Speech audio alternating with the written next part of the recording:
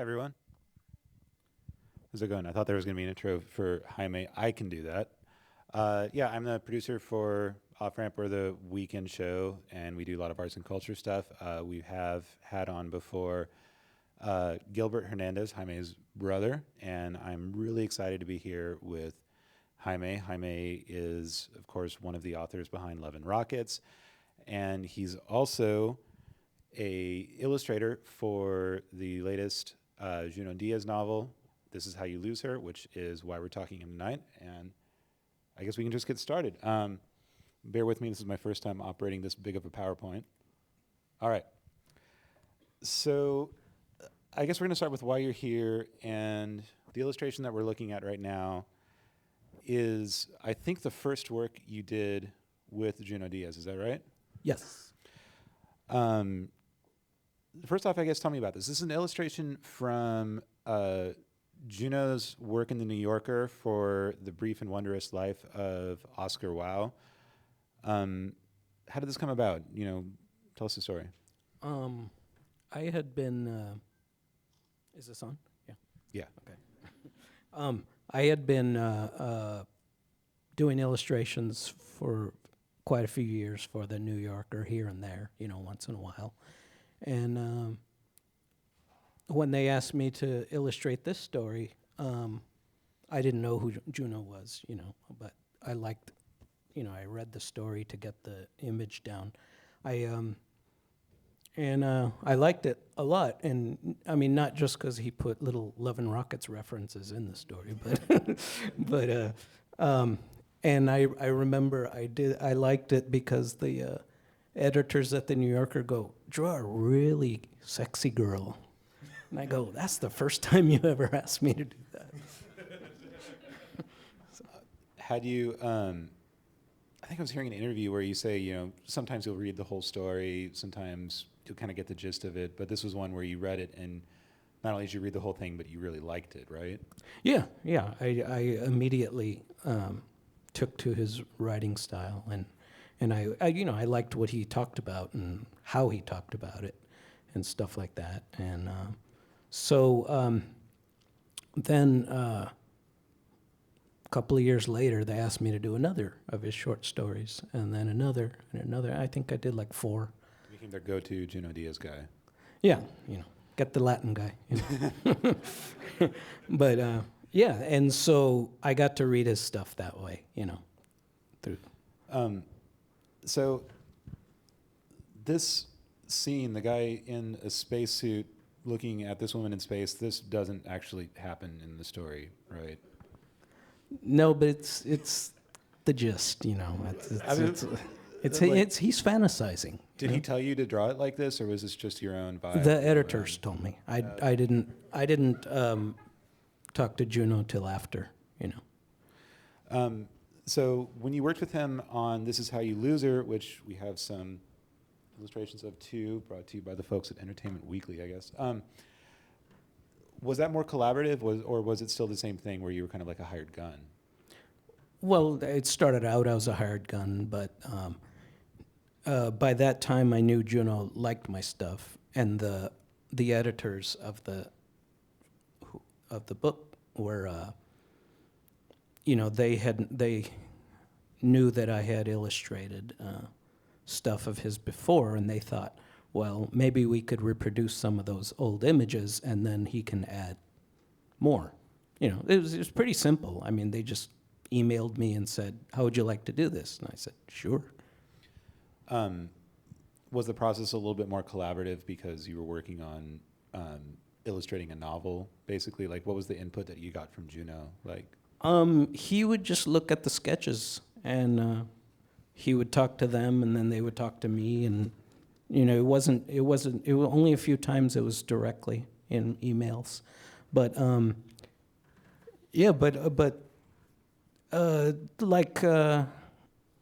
just some of the stuff he would edit was like this guy in the original sketch. This guy was really skinny. This is Junior, right? Yeah, and he was really skinny, and I somehow forgot that the guy worked out, Or maybe in this story he didn't mention it, but in the other stories he did.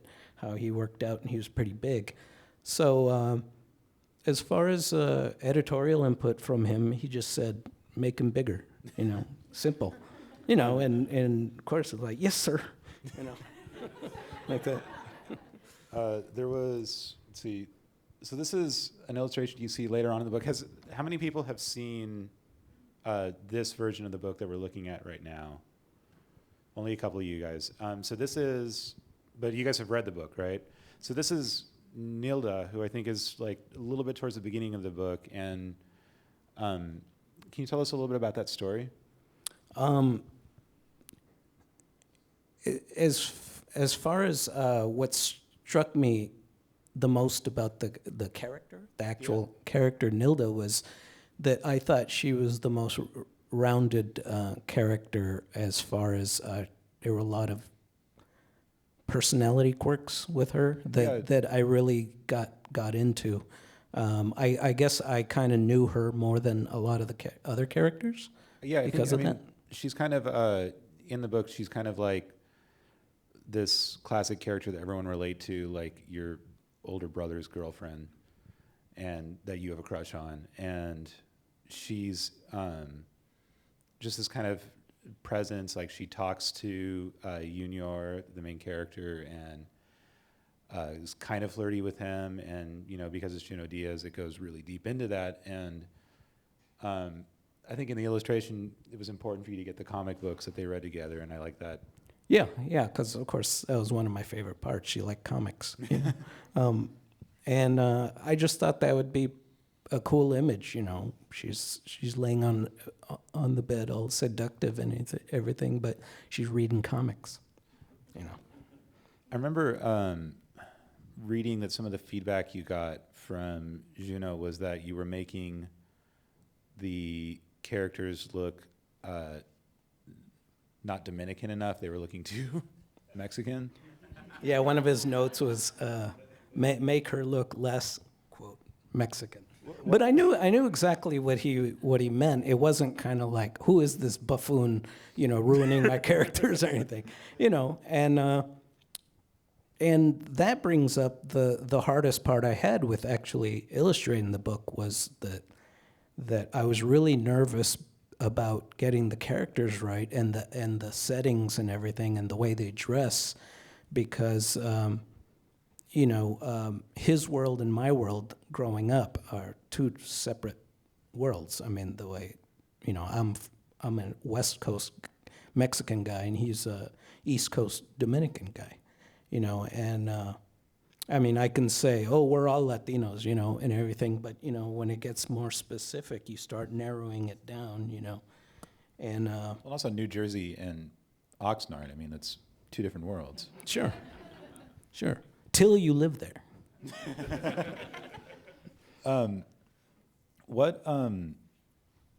Sorry, I broke up my train of thought here. So were you more nervous about this than you are when you're normally doing illustrations for stuff that's not your own work? And if so, what about that made you nervous? More that this was his baby. I mean, these stories are coming from the inside of him, and it's obvious when you read them. And, that stuff's really personal because, I mean, when I do my own comics, I mean, this stuff comes from out of my blood, and so I knew that this stuff was very personal to him, and I tried to please him that way, in the art and stuff like that. I think you totally got the aesthetic that he was going for too. Like looking at these drawings is a lot like reading Junot Diaz. When I was reading this book, I had Jaime's edition that I kept at home and the paperback that I would read on the train because this was on the cover and I didn't want people to judge me when I was reading the book. This is a drawing of Alma, who I think is Junior's college girlfriend. Is that right? Yeah. What is there a story behind this one? How did this come about? That was originally a New Yorker piece, And that seemed to be their favorite one, to use the images that I had already done. And I don't know. I think it's pretty cool. Yeah, I mean, she looks pretty pissed. And in the book, she's justifiably pissed, too. And, another thing is these images were okayed by New Yorker editors. These were not okayed by him. So I was really curious to know if that was cool with him or not. But I never heard any bad thing. Every time Junot Diaz has done an interview about this edition, he is effusive in his praise of you. He says that I would not be where I am were it not for Love and Rockets. I'm sure you're used to hearing that from illustrators and other comic book and graphic novel authors.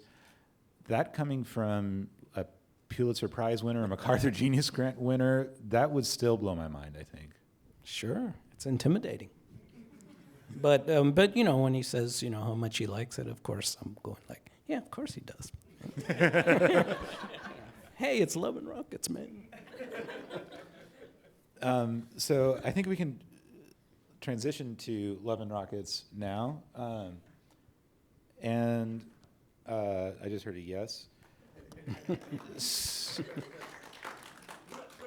So first off, a lot of the characters in your stories in Love and Rockets grow up in a town called Hoppers or Huerta. And is that basically Oxnard, am I right? Pretty much, or just somewhere outside of LA. There's a quote from a Lou Reed song that I really like because it kind of fits with my ethos, which reads, and I wrote it down here, there's only one good thing about a small town, that you want to get out. Tell me about Oxnard. And don't let that quote frame it at all, but my mom was born in Oxnard, and as soon as she turned 18, she made a beeline for LA. Yeah, I left when I was 31. I mean, I was in no hurry. I mean, it's just a town, I mean, I don't know what people got this competitive thing. Like, I mean, they need something big to help them along. I mean, Oxnard was fine. No, I don't think you need something big to help you along at all. I mean, if you look at really big names in like local LA music and art history, they're always from the suburbs.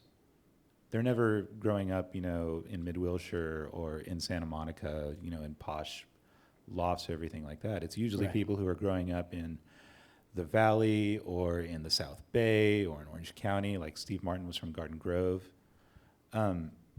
What was Oxnard like when you were growing up, though? I mean, you managed to stay pretty aware of the culture that was going on inside LA proper.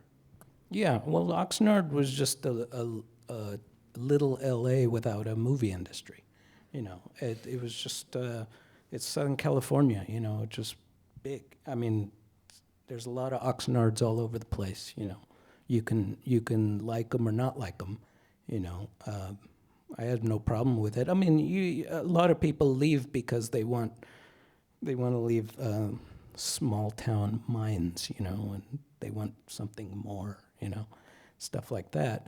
I was lucky to grow up in a family of 5 brothers and a sister, where our brains were all going all over the place, So that was my culture there. So wasn't so that terrible, But what's Oxnard like? Just agricultural town, lots of Mexicans because of the packing houses and the fields and stuff like that. And that's how basically it was. To me as a little kid, it was just home, It was just like everything else, When you were in high school and you were playing in punk bands, did you ever, were you able to go to shows in Oxnard? I'm guessing that you had to at least head out to Hollywood. Not till the early 80s. We always had to go into LA to the punk shows in the late 70s.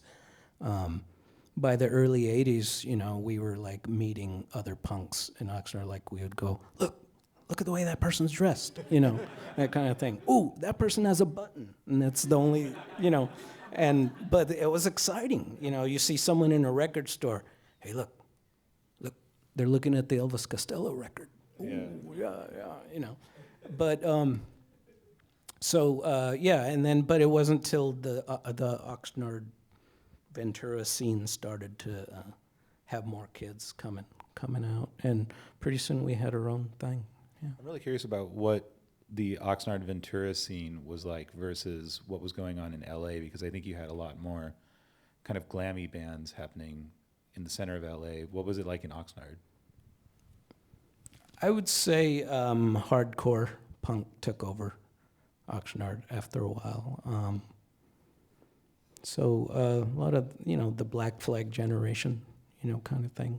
I don't know, it was fun. Yeah. How did you connect to it? Like, when was the first time you went to a show or the first record you heard? I can't remember the first.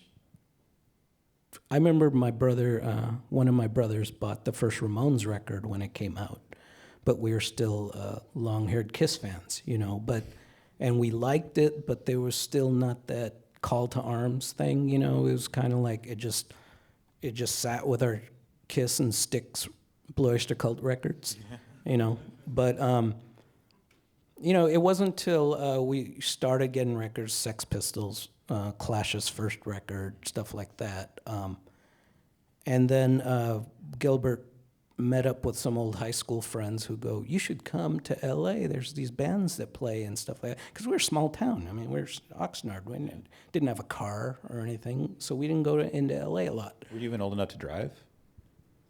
I would say about that time, yeah. Okay. Yeah. And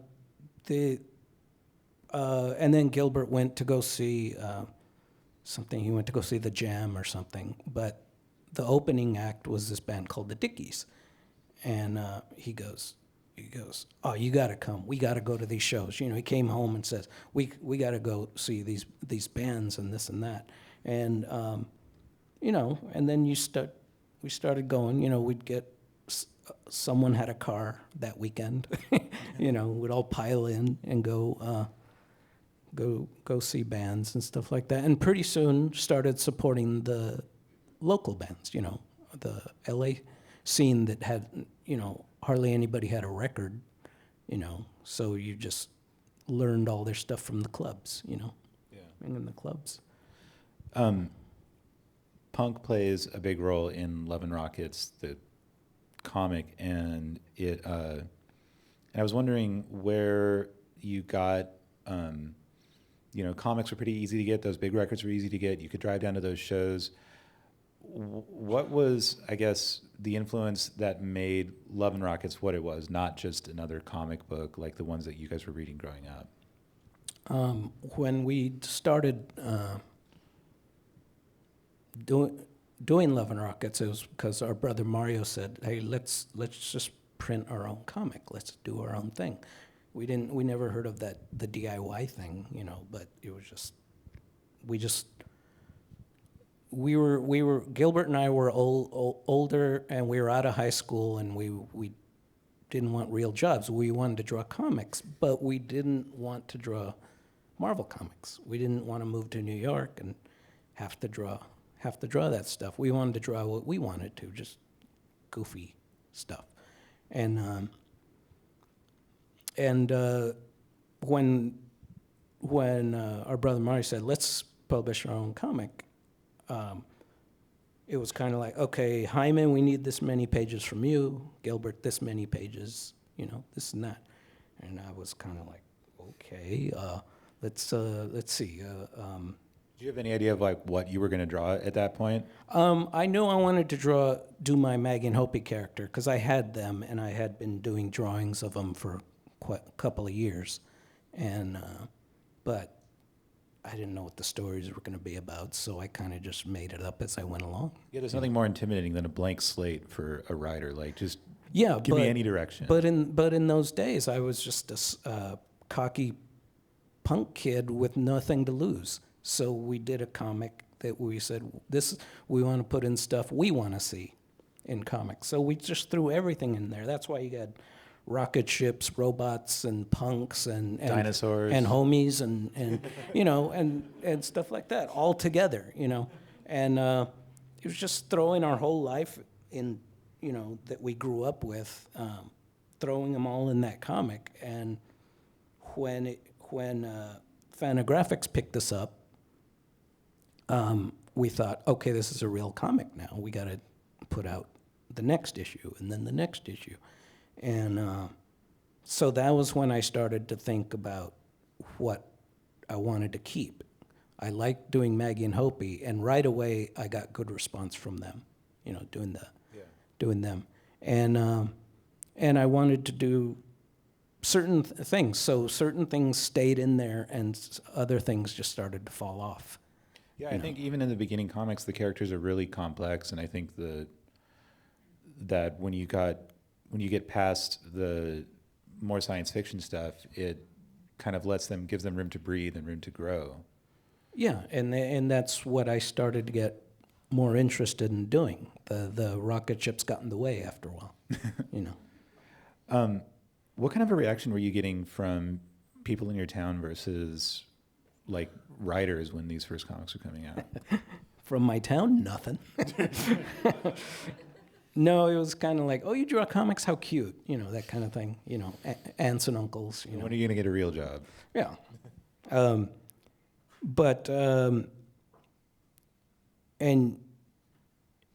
the alternative black and white comic boom hadn't started yet. I mean, it was kind of like we had our comic, and then you had X-Men, you know, and a few other things, but there was no alternative market.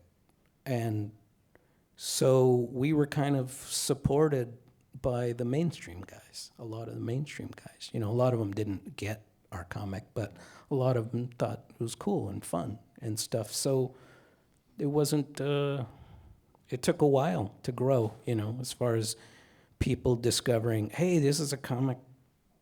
Oh, they just did what they wanted to. That's cool. Yeah, I mean, reading that's part of what I liked, is that I was just like, why the hell can't we have a dinosaur and a spaceship next to each other? We're writing this after all. One of the things I really like, so we're looking at the Locos, Izzy, Hopi, Maggie, Terry, Daffy. Izzy looks a lot like Robert Smith, and I can't be the first person to say that. Am I on purpose. Right? No. Nah, man. Nah, that was new wave, man. That wasn't punk. And I think this is from, I think this is still during the Maggie the Mechanic series, right? Yeah. So going on, there's Penny Century too. I think one of the things that I really liked about the comic is that as it went on, stuff happened to the characters. You know, Charlie Brown and every comic book character you hear, they're basically the same age when they start and when they die. Bart Simpson looks the same.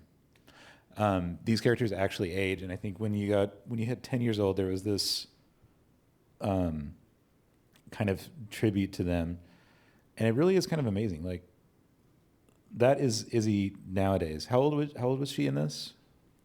Gee, this was, there's no date on that. I would say early 90s. So, let's see, she's a year older than me, so, you know, do the math. Yeah.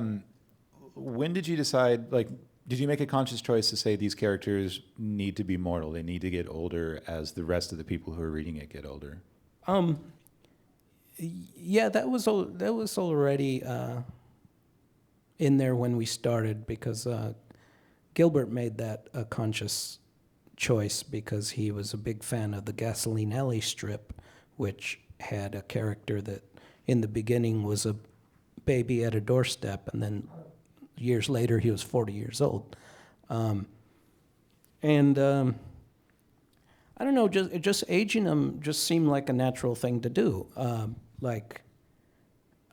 Because you think about old relatives and stuff, and I remember when my grandmother was 60 when I was a kid, and then she died at 93, you know. And you think like, oh man, I remember when she was this way, and it just gives it a past, and it just makes it more human, If you see Maggie now, she's in her late 40s. Yeah, I think we have. That's Maggie now. No, that's Maggie in her late sorry. teens, early 20s. Yeah. Oh, really? Yeah. Oh, my bad. I'm sorry. But you see Maggie in the beginning, she's 17. You see her now, she's in her late 40s. I'm sentimental in the way where I would go like, oh look, God, we were all so young then. She was a baby, that kind of stuff. And it's kind of like, hearing my mom talk or something about looking at pictures of us as little kids and going, oh, you guys were so cute, and there's just a family thing, a warmth thing that helps with the characters. I mean, makes you know them like they're real. What goes into the process in deciding how they age? I mean, like Izzy looks completely different. Her hair's cut. She looks a lot more calm. She's not as spooky as when the comic first starts off. Yeah, but you could tell something's brewing there.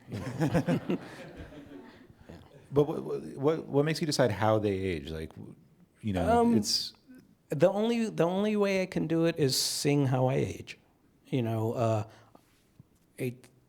I know Maggie's 5 years younger than me. She's as old as my sister. So I can kind of follow her life by watching how my life goes. I'm getting older, so are my characters. And you just kind of add lines to their faces. Sometimes some people age faster than others, I remember it was hard drawing Maggie going from 30 to 40 because you can only put so many lines without making her look 80, So that was tricky for a while there, what did you do? What? What did you do to smooth it out, I guess? You just take your chance, You just, you give them gravity somehow, because that's what happens to us. Gravity takes over, and we start falling here, and putting the lines in, you got to be careful, 'cause sometimes they look too old. Where do you think they're headed now? I mean, we all know how this ends eventually. You die. I mean, Yeah. but in the meantime, what's going to happen with them, do you think? I can't give anything away, can I? Some characters I can see going till, they're 90. Some I can see going in their 40s. I think about people around me. I just think about how people I've known that, like a friend I had when I was 20 has been gone for 10 years. And you treat it's life, and but you also, it's also tricky because I can't have too many deaths in the comic because after a while no one cares, so it's tricky how to do it. Some people are dead just in someone's sentence, like, oh, did you hear? Oh, he's gone, or he died of cancer, or That's kind of the way life works too. I mean, you visit your hometown and you get like the married, dead, and pregnant speech from a friend when you're at the bar, and you get all of the updates. And sometimes it's just in passing. You just hear like, "Oh, wow, yeah, Sure. I had no idea." And that's how I treat the work. I treat the characters the same way. So one of the things that I was going to ask is, you've also worked on, there's that little thing there, you grew up with punk music, and then you started drawing your characters in punk bands and them going to punk shows. Were you actually at shows with the pen and paper, or were you basing it off of photos? No, it's just all memory, One of the things I really like is you manage to always make people look good when they're playing in bands. I know when you're singing, it's usually like the time the camera goes off, your mouth is like this, and it does not look good. How did you did that take a lot of practice figuring out how to drive bands when they're performing? I just have a good memory. I mean, I just put pictures in my head and I keep them. Do you draw entirely from memory? Mostly. Yeah. Uh-huh. I learned to draw anatomy, so I know where the bones go, and I know when someone is playing a guitar, where the gravity goes. I know that, I was always, since I was young, like Paul Stanley of Kiss played down here, and I thought that was cool. Then I saw the Ramones. The Ramones played down here, and I always thought that was just cool stance, cool rock pose, and in a lot of comics, when they would draw rock bands, they would have people going like this, and there would be like 8 strings on the guitar, because a lot of people that were drawing it had no concept of going to a rock show or anything like that, or drums with no cymbals was one of my favorite ones to see. Yeah, and so I just, that was kind of our duty. My brother and I, let's make this look like it's supposed to look, how it's, try to make it as honest as possible, truthful as possible. One of the things I also really like about Love and Rockets is how honest of an LA book it is. I think a lot of works of fiction, when you see them take place in LA, they take place, again, inside, Hollywood and in all of the really iconic places where that's not where stuff goes down in real LA. It's all happening outside. You have Maggie moving to the San Fernando Valley to become an apartment manager.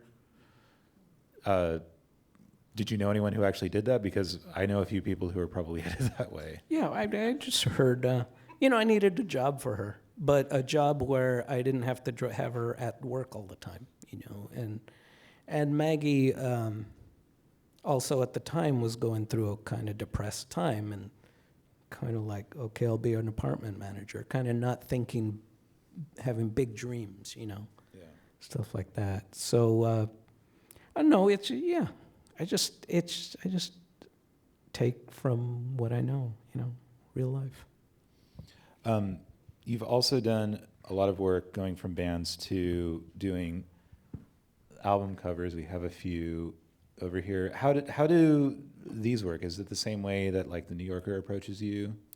This particular one was an Oxnard band, so they were friends, who just said, let's go get the guy who draws, So, and he told me to do that image, like have him standing, then make him jump, and then, and I just said, you're crazy, okay, So that was just a local thing, I don't know if we have it, but what was the first like proper album cover that you did? Was it this one? The first real, like you mean big label or? No. Any kind. When was the first time somebody went up to you and said, "Do our cover"? It must have been one of these guys. Yeah, I can't remember. Did you? I'm assuming you were doing this for little to no compensation because they were friends, right? Yeah, they wouldn't even give me copies of the record. Did that mean if they were ever like, oh no, he's jumping a little too high in this one, would you ever like say like, dude, it's free, like that's it? Well, and also they're like, rad, you can draw. That's all they care about.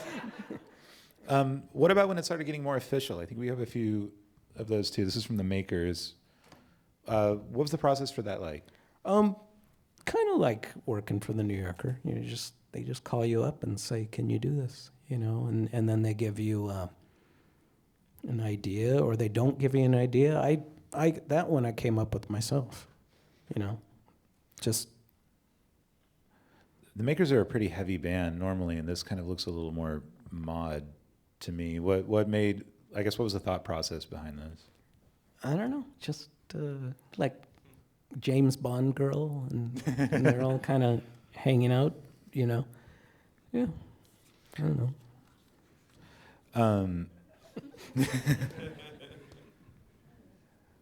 So there's also a lot of punk records. I've actually never heard of this band. They were from England, and they wore wrestling masks because they thought they were being original, but they were a little late there. Do you have any personal buy-in when you do these? Do you feel like you're putting your brand out there like you were with the Junot Diaz work, or is it a little bit more like you can distance yourself and you don't need to feel as nervous about this kind of stuff? Yeah. But I hate to say it, but it's work for hire. You know, most of it's like hire me. You know, so a lot of these bands I never even met. You know, I did the cover, got paid, and I got copies. You know, something like the Junot Diaz book was a little more personal. I mean, like I said, I wanted to make him happy because his work is personal to him, and I know how that feels. Yeah. You know, something like this, never even knowing what band I'm doing it for. You know, it's like, okay, I'll do it and move on. You know, some of the New Yorker stuff is just, you know, here's your drawing. You know, pay me. I hope the New Yorker paid you at least. I know they can like send their writers on first class seats and stuff like that. So I think that might be. I think it's time for us to go to the Q&A, right? Yeah. Okay. So now we're going to take questions to you guys if we have a microphone. Do we? Okay, so Elena's in the back. She has a microphone. Anyone have a question, just raise your hand, and then we'll get a microphone to you ASAP.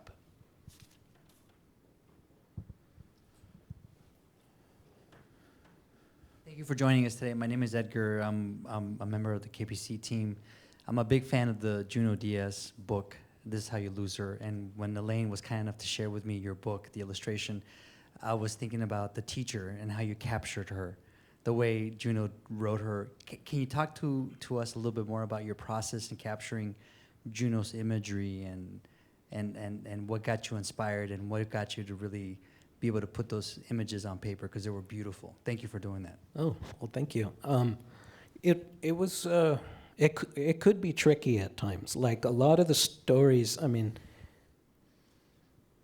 Junot wrote these stories with words in mind.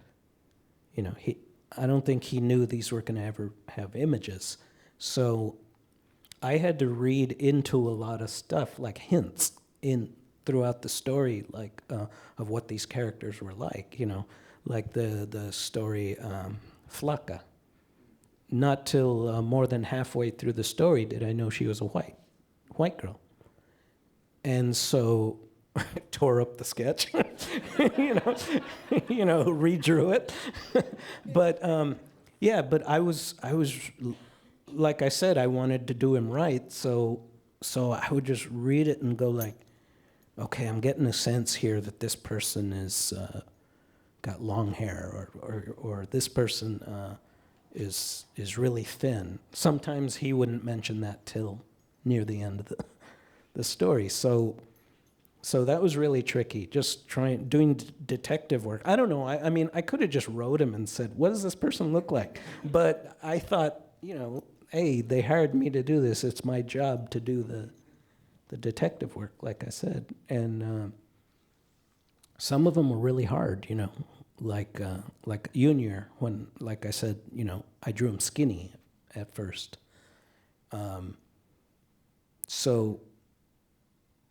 So yeah, it was really interesting, and but a lot of the sense I got was through his writing. I started to get a feel, of what these characters were like, just the way they were reacting to things. You put the expressions on the characters help more than actually what they look like, and things like that. So a lot of different ways, using very little evidence, Anyone else?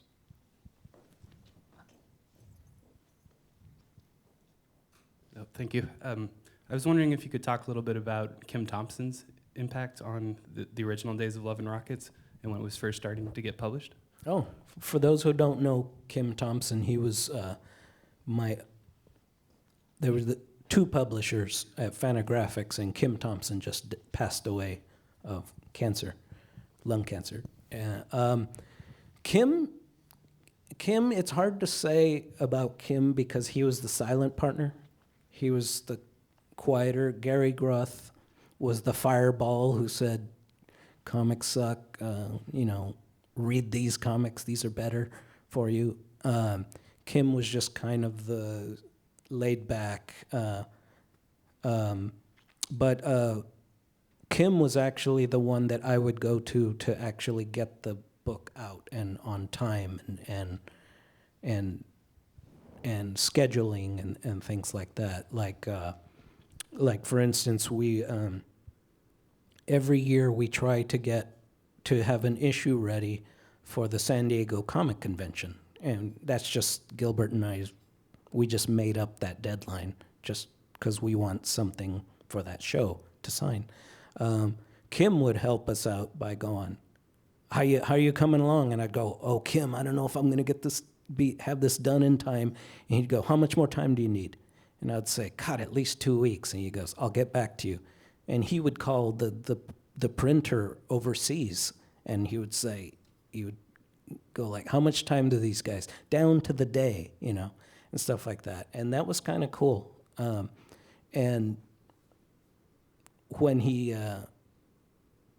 passed away, I was a little worried because there was no Kim, to help do that. I mean, it's worked out the way it, after all, with the other people at Fantagraphics, but Kim was such a strong force in that just getting the thing done that I thought it would all fall apart after him, All right, anyone else? Got a couple people in the front.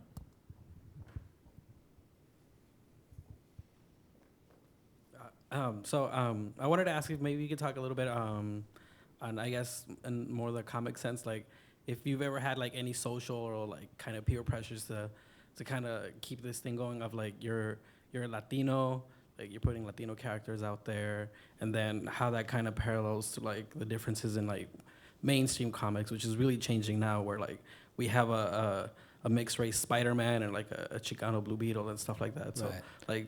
like how do you? Yeah. It wasn't that hard in comics. Comics was such at the time, especially in the early '80s, it was such a sissy business, where it was kind of like there was no big, right-wing faction that we don't want Latins working in in the industry or anything like that. So it was kind of like more like we were welcomed because this was new to a lot of like the white comic book audience at the time, and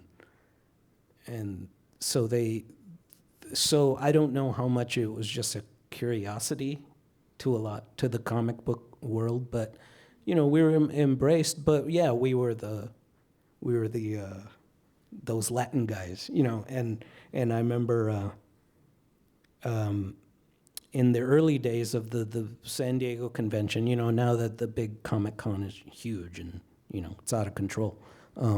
But I remember when it was still a comic book con in the early '80s, and everyone went to the same party. Now there's 20 million parties, and you can't find anybody. But there was one party, and it was the Marvel party. Marvel would throw a party. I remember we went, and being a small town Oxnard guys, we gravitated toward the keg. We're just hanging out and we go, hey, we're by the keg.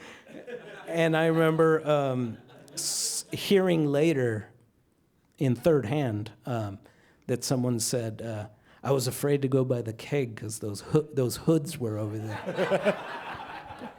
And I go, you think I'm a hood? Good. So, stuff like that. But overall, no, I guess I was just too cocky to listen, if there was any criticism of what I can't do. We were just, Gilbert and I were just very cocky in 1981, 82 when this thing was starting, and no one was going to tell us not to do it, So if there was anything, it was said behind our back, So you didn't read any criticism or anything like that? Like you never saw a really bad review of sure. any of the stuff? Sure, but I was talking about being Latinos in comics and stuff like that. So nobody would ever address that part, you're saying? No, it Yeah. wouldn't be like this strange comic. Yeah. Anybody else?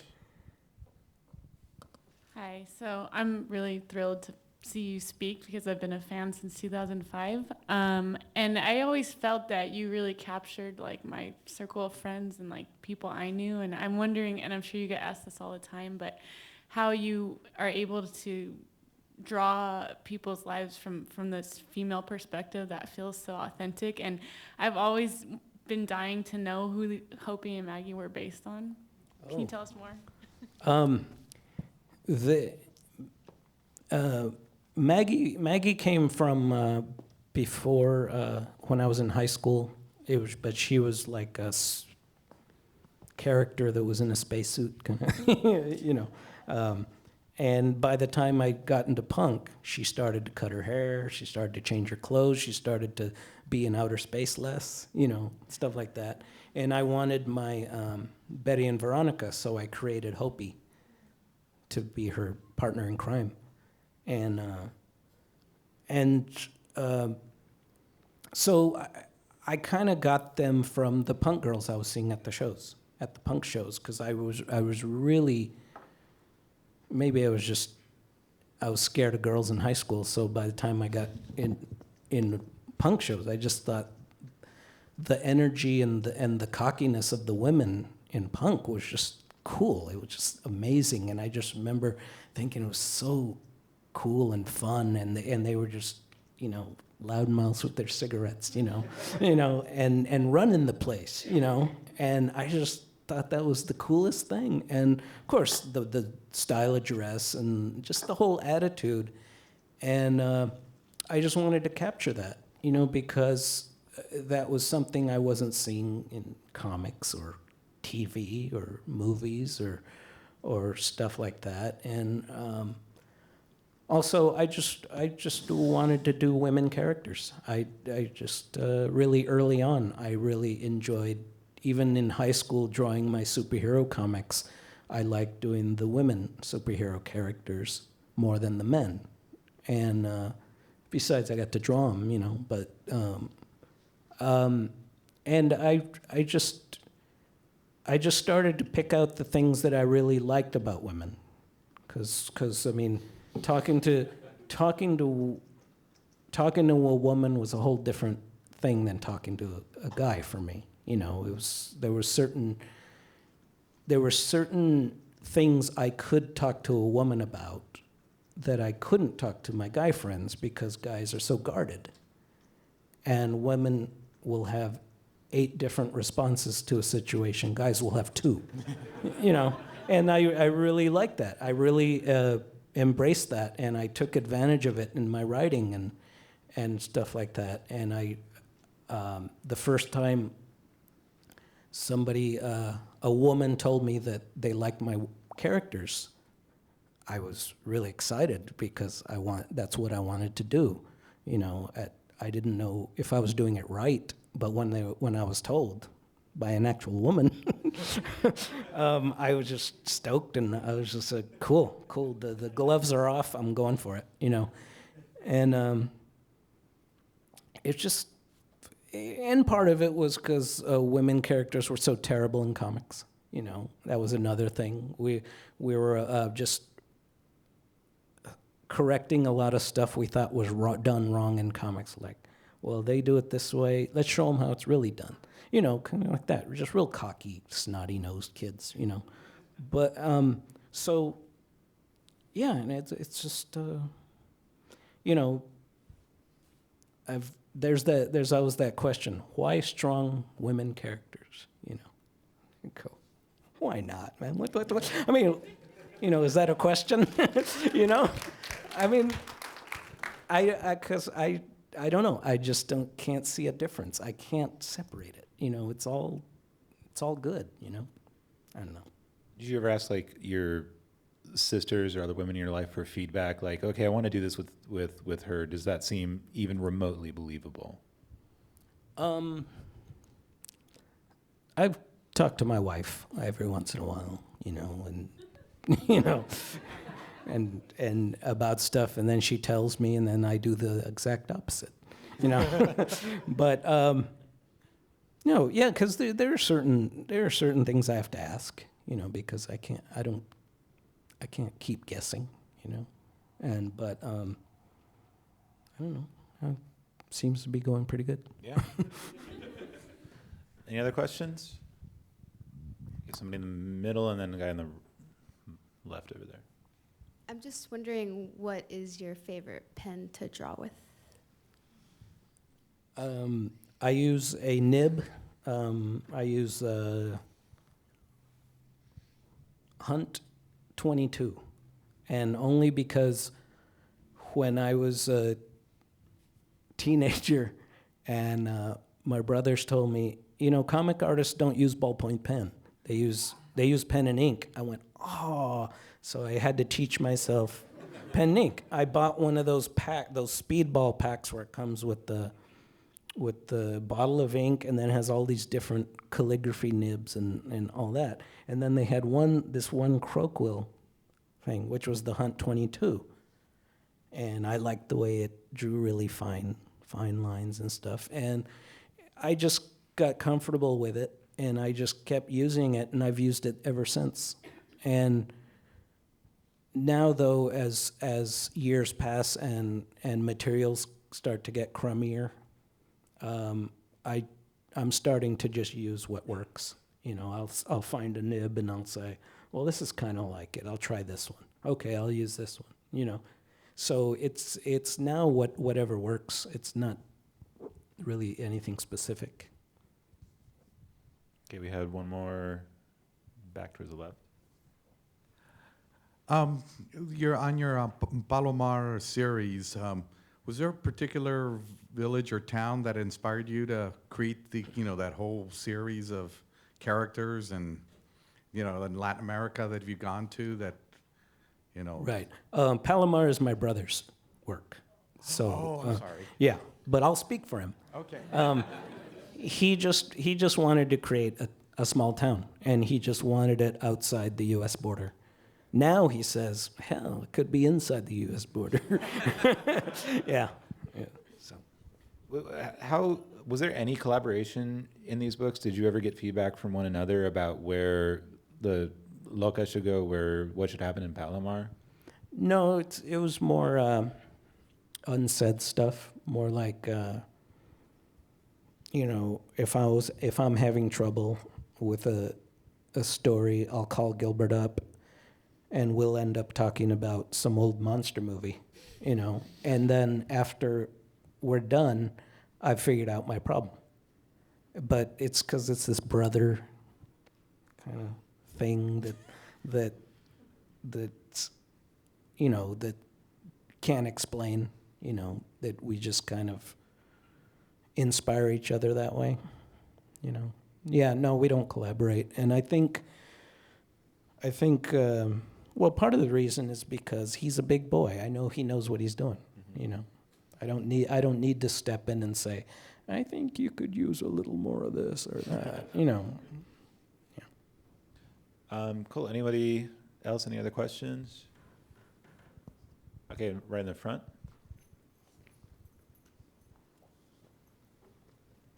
Hi. I wanted to know, do you walk around with sketching, or I mean, what's your work like, your day when you wake up? Do you do in the mornings, or how do you work?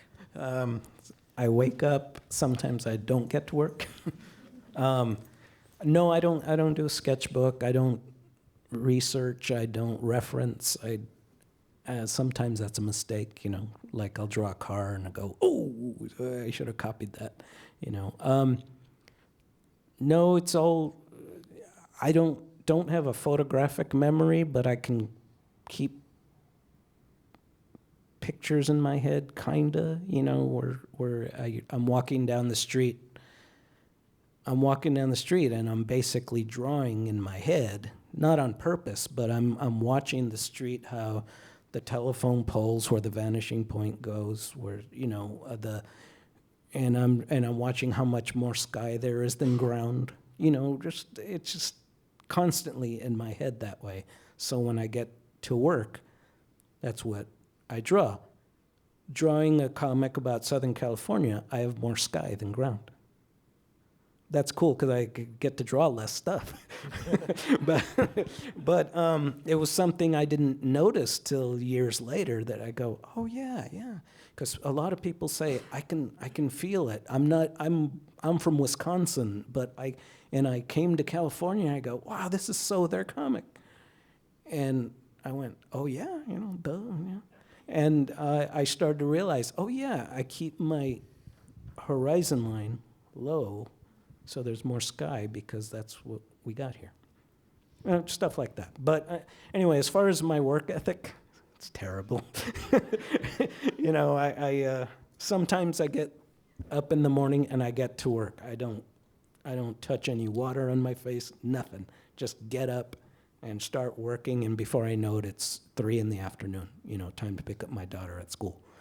Other times I get up, I turn on the TV, and I go, what's Turner Classic showing right now? And I go, nothing. Okay. And I go and I just avoid the drawing table, But it's if I'm not inspired, So the way I work is really organic. It's got to come. I can't make it come. I can't sit there and brainstorm and look through notes and things like that, Do you have like like real a separate, artists. Do you have a separate place in your house where you don't have any other distractions, or are you right in the thick of it? Just wherever. Yeah. I'm in my studio most of the time because that's where my comics are and my books and my TV. Anything else there? Just one sec. Hi, I was wondering if you could just share any kind of crazy stories about what it was like to be a punk rocker, when you were growing up. What were there other Latino kids at punk rock shows? What were some of the favorite bands you saw? Did you wear a leather jacket? Anything like Yeah. Never wore a leather jacket. But I don't know, just punk was just fun, there's just the energy. There was, I remember I was really excited when there were bands like the Plugs and the Zeros, because I go, these are Latinos doing punk rock. That's cool, man. But knowing others, not till I started to know more kids in my hometown, But like I grew up lowrider culture, before that in high school, hanging out, cruising, stuff like that, avoiding getting beat up, that kind of stuff. So a lot of my friends, like I said earlier, I was a rock and roller. All my friends like soul, they like Earth, Wind, and Fire, Ohio players and stuff like Cool in the Gang, War. And I like them too, but, I was a rock and roller, man. I like Kiss. So it was a really interesting world I lived in because I separated all my friends. I separated my punk life from my old homeboy friend's life. I separated my comic book friends from my punk friends. I just was always jumping from different worlds back and forth. So I don't know if that's answering your question, but it was cool. Just having this where to go, and getting the best out of all of them, you know? There was never any overlap between the punk rock friends and the comic book friends, because I think there would be. I mean, like when I was looking at your work, I thought a lot about like Ray Pettibone also. Yeah. His brother was in Black Flag, and he had Yeah. all these drawings that were kind of like comic Yeah, books. going to the shows and the Black Flag guys would hand out the flyers, and there were always the Pettibone flyers. And in the early days, they were numbered. And I remember I wanted to get every one of them. Of course, I couldn't, but no, because I got into the comic book thing in a whole different world. You know, it was a whole different scenario. I mean, none of my punk friends understood comics. You know, so it was really separate, but it all made sense. It all belonged. That's why you get all that in my comic. Because it all relates, even if you keep this guy from this guy, because they just don't get it. I think we've mentioned Kiss about 4 times tonight, so I have to ask before we go, which is 4 more times than I thought we would. How many Kiss shows have you been to? What's your favorite member? I only saw him once, and it was too late, because I was a Kiss fan, like first album, second album, third album, before Kiss Army Man. Wow. So, and I saw him by the Kiss Alive 2 concert, and that Those of was us old. not a They were member of the already Kiss- old. For those of us who aren't members of the Kiss Army, when was that about? That was by the fifth album. So like, Just to keep you. Yeah. It's funny when Gilbert says this too, but we always go, I don't know if people would believe us if we told them that in 1975, Kiss was the best rock band out there. do we have any other questions, or? It doesn't have to be about Kiss. Okay, one more, and then we're gonna wrap up. One thing I really enjoy about Maggie and Hopi's relationship is it's so complicated.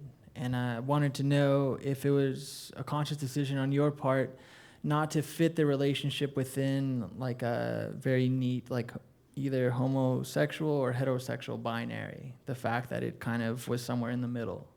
And I just wanted to know if that was an intentional decision to do that.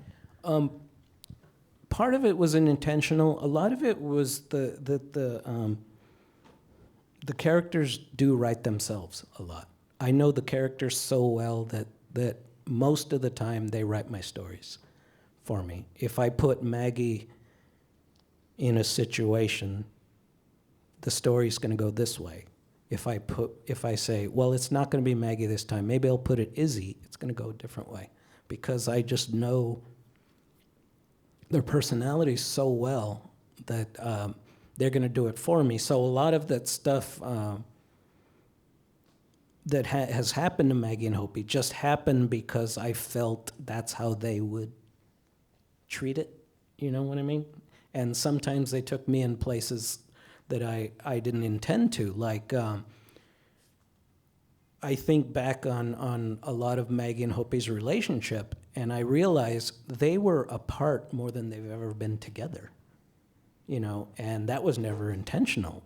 They were supposed to be, you know, glued at the hips, and I somehow kept them apart a lot. They were always, one was on the East Coast, one was on the West Coast, one was in Texas, one was back in California. And that's something psychological going on with me, obviously, because it was something I didn't notice till much later. And I go, if they're such best friends, how come I never have them together? And not to give away too much, but this new issue that I'm doing, that I'm writing right now, is about that. Is about them kind of asking, how did this happen, kind of thing. All right, so I think that about does it. Thank you guys so much for coming out. Thank you for being at this talk. We have a book signing happening in the lobby over there, and it's been great. It's been a lot of fun. Jaime, thank you so much. Thank you. Thanks for having us.